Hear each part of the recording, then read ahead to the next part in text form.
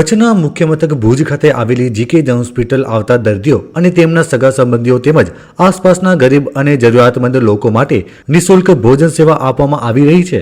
આ સેવા માનવતાનું અનોખું ઉદાહરણ બની છે। આ ભોજન સેવા ગનીભાઈ લુહાર, નિલેશભાઈ ભટ્ટ અને સાજિદભાઈ મેમણ દ્વારા સંયુક્ત રીતે શરૂ કરવામાં આવી છે। રોજબરોજ અંદાજે 80 થી 90 લોકો માટે એક સમયે ગરમ અને સ્વચ્છ ભોજન પીરસવામાં આવે છે। ખાસ વાત તો એ છે કે આ સેવા કાયમી ધોરણે ચાલુ રાખવાનો સંકલ્પ કરવામાં આવ્યો છે। આ સેવા કાર્યમાં હર્ષલબેન ગોર, ટીનાબેન સહિત મિત્ર વર્તુળના સભ્યો પણ સહયોગ આપી રહ્યા છે। સેવાભાવી મિત્રો દ્વારા માનવ સેવાના આ યજ્ઞને સતત આગળ વધારવામાં આવી રહ્યું છે। હોસ્પિટલ ખાતે સારવાર માટે આવતા દર્દીઓ અને તેમના પરિવારજનો માટે આ ભોજન સેવા આશીર્વાદ સમાન સાબિત થઈ રહી છે। સમાજમાં સહકાર અને સેવા ભાવનાનું આ ઉત્તમ ઉદાહરણ અન્ય લોકો માટે પણ પ્રેરણાદાયક બની રહ્યું છે।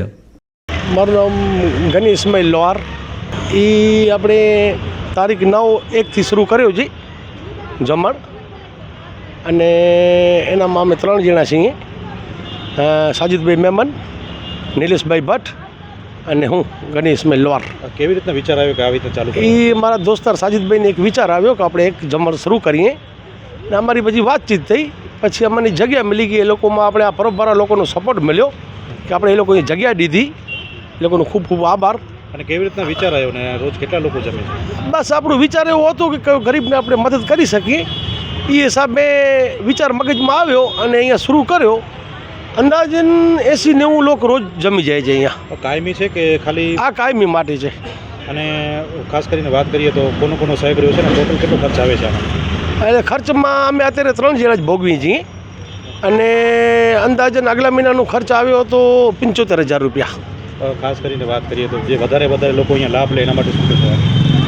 બસ અમારી એ જ ઈચ્છા છે કે અમે હમણાં એક વખતે શરૂ કર્યો છે, અને માલિક કરે તો અમને 2 ટાઈમ પર શરૂ કરવાની ઈચ્છા છે આ બાજુ। શું કામ કે એક ટાઈમ તો બીજા પર લોકો આગળ પાછળ જમાડે છે, પણ બીજો ટાઈમ કોઈ નથી જમાડતો, તો સેટિંગ થઈ જશે તો અમે બીજો વખત પર ચાલુ કરવાની કોશિશ કરશે। વાત કરીએ તો કોના માટે છે ખરેખર આ જીકેમાં દર્દીઓ છે એના માટે બધે લોકો આવી શકે? બસ કોઈ પણ માણસ જમી જાય તો સારી વાત છે। ગરીબ માણસ કોઈ પણ જમી જાય, અને ગરીબને સાવકાર ગમે એ જમી જાય। શું કામ કે હોસ્પિટલમાં આવી બધા મજબૂર માણસો હોય છે અહીંયા। અત્યારે એક ટાઈમ છે કે 2 ટાઈમ ચાલુ છે? અત્યારે એક ટાઈમ ચાલુ છે ભાઈ। મારું નામ હર્ષલ બાલકૃષ્ણ ગોર છે, ટીનાબેન તરીકે ઓળખું છું, હું ભુજમાં રહું છું, અને અમે અહીંયા સંસ્થા થ્રુ બધાએ દર્દીઓ હોય છે, પેશન્ટો હોય છે, જે બહારેથી આવતા હોય છે, ખાવડાથી આવે છે, રાપરથી આવે છે, ભુજથી આવે છે, બીજા આજુબાજુના ગામડેથી આવે છે, અઠવાડિયો દાખલ હોય છે।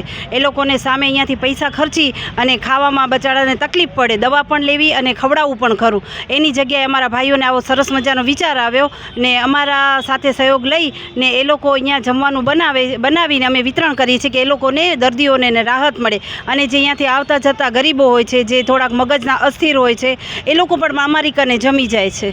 આ અમારા ગનીભાઈ અને સાજિદભાઈ અને નિલેશભાઈ થ્રુ જમવામાં દેવામાં આવે છે। રોજના કેટલા લોકો જમી જાય? સ્ટાર્ટિંગ અમારા 50 મેમ્બરથી સ્ટાર્ટ થયો હતો કે 51 જણા જમી જાય, પણ અમને ત્રીજે દિવસથી છે ને 80 જણાનો જમવાનો બનાવવાનો ચાલુ કરી દીધો છે। અમે જેમ બને એમ દિવસે વધે છે, ઘટતું નથી। રોજનું મેન્યુ શું હોય છે? અલગ એક દિવસ દાળ ભાત હોય છે, એક દિવસ ખારી ભાત હોય છે, એક દિવસ ફુલાવ હોય છે, રેગ્યુલર વારાફરતી 3 વસ્તુ હોય છે અમારે। અમારા માધ્યમથી તમે લોકોને શું કહેવા માંગો? અમે તમારા માધ્યમથી એમ કહેવા માંગીએ છીએ કે જેટલા બને એટલા અહીંયા પેશન્ટો આવે, દર્દીઓ આવે, એ બધા અમારો લાભ લે, અને જે ગરીબો છે કે જે 2 ટાઈમને મજૂરી કરી અને જેમને જમવાનું નથી મળતું અને પૂરું નથી પડતું, એ પણ અમારા કને પ્રેમથી અહીંયા આવીને જમી જાય। મારા સાથે છે ને તે પૂર્વીબેન છે, હું હર્ષલબેન ગોર છું, પછી અમારા ગનીભાઈ છે, સાજિદભાઈ છે અને નિલેશભાઈ છે, ને એમના બધા વર્ગ મિત્રો છે, એમના ભાઈઓ છે, ગનીભાઈના ભાઈઓ છે, એ આંટો મારી જાય છે, એ લોકોનો પરિવાર પણ અહીંયા આવે છે।